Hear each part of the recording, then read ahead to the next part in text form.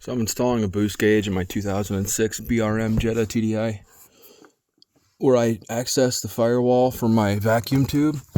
Went underneath my dash here, I pulled some carpet back, and there's actually a little plug. So there's your steering column that comes down. Just to the left of that, on my car, I have rubber grommet you pop out. I just punched a hole in this carpet, and now I'm gonna put this carpet back on.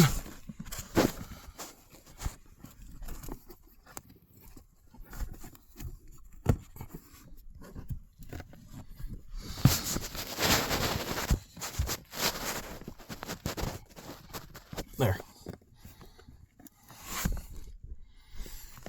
Hope that helps somebody.